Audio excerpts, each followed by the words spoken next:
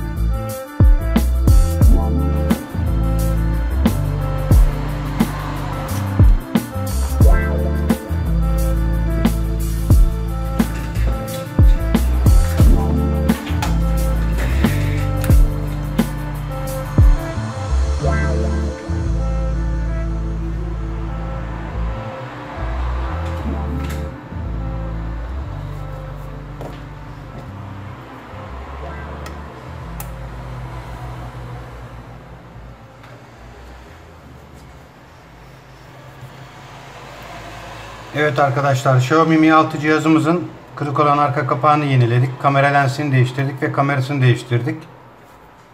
Orijinal kamera kullandığımız için dediğim gibi herhangi bir uyumunda sıkıntı olmadı. Sahibine, kullanacak kardeşim hayırlı olsun.